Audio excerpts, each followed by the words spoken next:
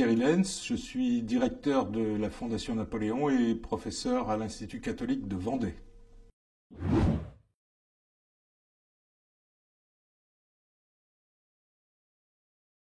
Commémorer Napoléon. La question s'est posée, sauf que on n'a pas compris ce que voulait dire commémorer. Commémorer ne veut pas dire célébrer, ne veut pas dire glorifier, ne veut pas dire tomber en admiration devant un personnage historique. C'est se remémorer de son œuvre.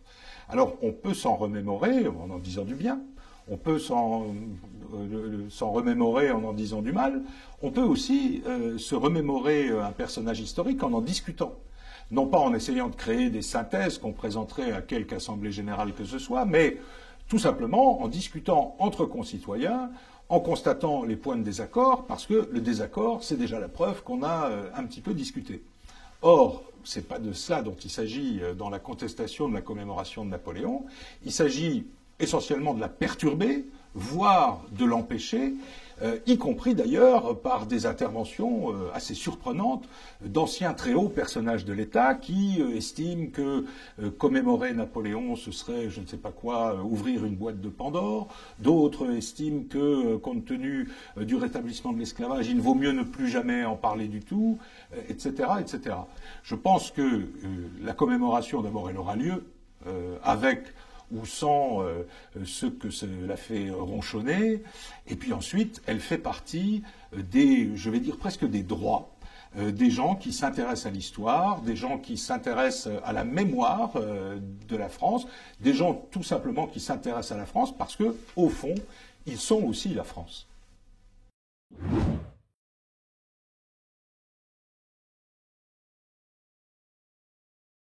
Le grand danger de la discussion permanente, de la grogne permanente au sujet de l'histoire, c'est finalement d'atteindre l'unité nationale. L'histoire, la Troisième République l'avait fort bien compris, c'est une matière qui peut réunir les citoyens en dépit de leurs différences naturelles, en dépit de leurs différences sociales, en dépit même de leurs rêves. Tout ça, ça unit, ça crée une partie du creuset national qui crée ce qu'on appelle l'unité de la nation. Alors, ces discussions permanentes, elles ont toujours eu lieu. On s'est toujours disputé autour de l'histoire de France. Rappelons-nous, dans les années, à la fin des années 60 et pendant les années 70, tous les débats qui ont eu lieu sur la collaboration. Mais il faut aussi avouer que ces débats, qui ont été très vifs, se sont étalés sur un certain temps et qu'à un moment donné, si vous voulez, il y a eu une vraie discussion parce que sous la pression de M. Paxton, nous étions tous devenus collaborationnistes et puis il y a eu d'autres études après qui ont ramené le balancier à une discussion un tout petit peu plus sereine qui n'était pas une accusation d'une partie des Français contre les autres. Alors on pourrait croire qu'avec l'histoire napoléonienne, on est à l'abri de tout ça. Personne n'a connu Napoléon Ier, pas même d'ailleurs encore aujourd'hui Napoléon III, et donc on pourrait penser que tout ça reste assez théorique et puis au fond peut rester cantonné au débat historique, au débat intellectuel ou même au simple plaisir de la conversation. Le problème n'est pas Napoléon dans les débats qui veulent nous diviser en ce moment. Le problème, c'est autre chose. C'est que les personnes qui veulent empêcher la commémoration de Napoléon ont un autre agenda, recherchent autre chose. Ils luttent contre, au fond, tout ce qu'ils détestent. L'unité nationale, l'autorité de l'État, l'intérêt public, l'égalité entre les citoyens. Et donc, défendre l'idée d'une commémoration napoléonienne, c'est pas seulement se faire plaisir en tant qu'historien, c'est aussi lutter pour la préservation de l'unité nationale.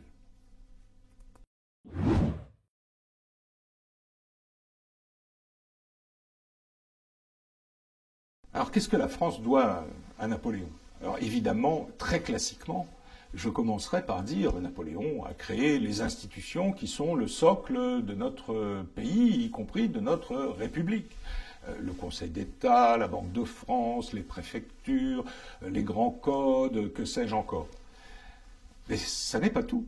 Napoléon est quasiment en nous par un certain nombre de dispositions qu'il a prises. D'abord, il est en nous dans nos paysages urbains, avec les monuments bien sûr, mais aussi avec un certain nombre de règles urbaines qui ont commencé à être appliquées sous Napoléon. Exemple, l'alignement des maisons. Si nos maisons sont bien alignées dans les rues, c'est parce que, même si on y avait pensé avant, il y a un gouvernant qui l'a rendu obligatoire, et c'est Napoléon.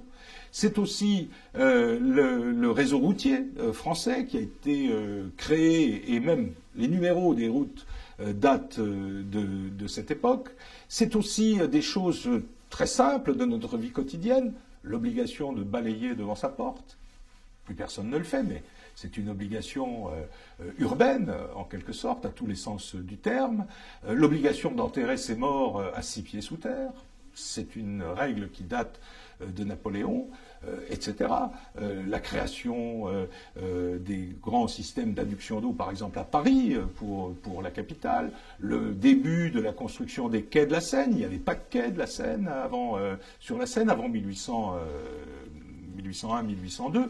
Donc on le voit, Napoléon est un petit peu partout, et j'ajoute donc qu'il est en nous parce que depuis 215 ans, nous appliquons, sans même le savoir et sans s'en rendre compte et sans aller devant les tribunaux, nous appliquons tout simplement le Code civil, avec ses règles, avec son organisation sociale, avec parfois aussi encore son organisation familiale, la liberté des contrats, la non-confessionnalité de l'État. Et je dirais, nous l'appliquons maintenant et à l'heure de notre mort, puisque les règles de succession datent aussi du Code civil de 1804. Donc, on peut le dire simplement, et pour aller droit au but, il n'y a pas beaucoup de pays au monde qui ont dans leur stock de grands chefs d'État un homme de la trempe de Napoléon, mais surtout un homme de la trempe de Napoléon qui a su faire durer ses choix de société et ses choix politiques pendant 2 siècles.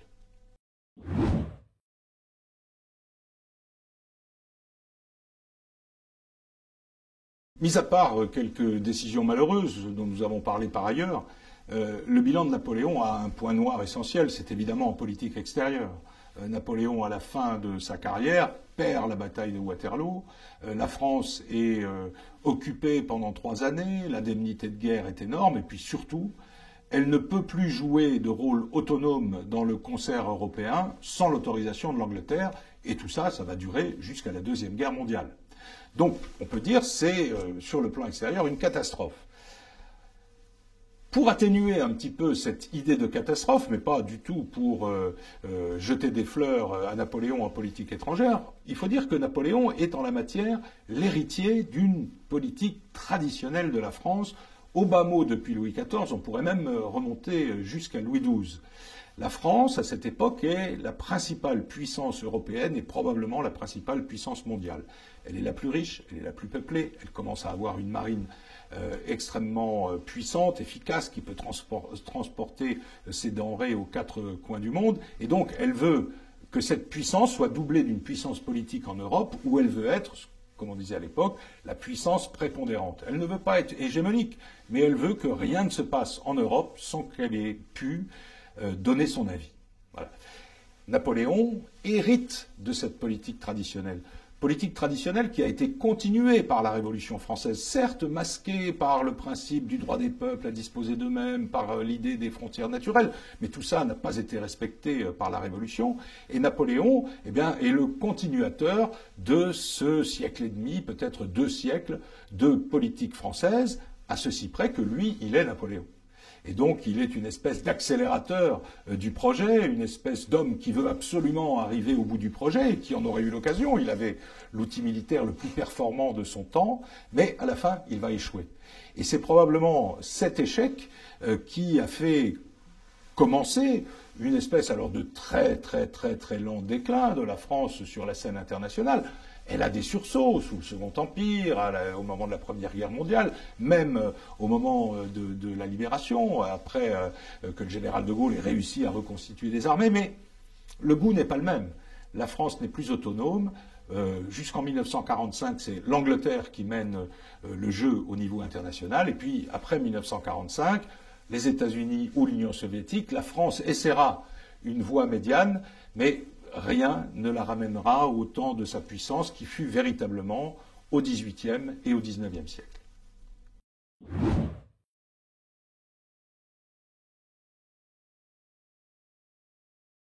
Napoléon a aussi implanté encore mieux dans l'imaginaire français l'idée de gloire et de grandeur.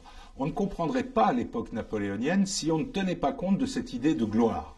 La gloire, c'était depuis longtemps, en France, des historiens l'ont montré, le sentiment le principal des gouvernants français. Ils essayaient de chercher la gloire. Bon. Napoléon, lui, il réussit quelque chose qui va être durable, c'est qu'il va répartir la gloire entre l'ensemble des citoyens, ou du moins dans toute la société. Le jour de gloire est arrivé, disait-on, mais là, il est arrivé pour tout le monde. Il crée ce qu'un historien américain a appelé l'économie de la gloire, les décorations, les titres, les pensions, mais le plaisir d'entendre les proclamations des victoires de la Grande Armée.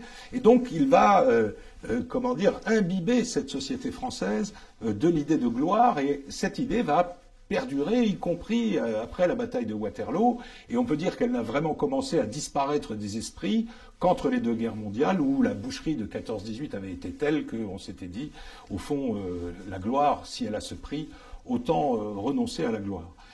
Alors, pour le reste, un historien de dans 200 ans viendra vous en parler bien plus doctement que moi, mais c'est vrai qu'on a quand même cette impression que cette idée de gloire, de grandeur de la France, a quitté la scène, on va dire, avec le général de Gaulle, peut-être encore un peu avec François Mitterrand, qui avait une certaine tenue pour représenter la France et les intérêts nationaux. Mais au fond, peut-être aussi sommes-nous à un changement radical d'époque dans lequel ces idées n'auront pas la même importance qu'elles ont eue par le passé. Mais qu'on l'appelle la gloire, la grandeur, l'indépendance ou quoi d'autre, il est quand même essentiel d'avoir cette idée centrale de l'objectif politique, de la marche politique, pour ne pas être complètement mangé par des instances assez impersonnelles qui voudraient engloutir le tout et puis recréer une espèce de nouveau monde dont nul n'ignore plus que ce nouveau monde ne profite qu'à quelques-uns.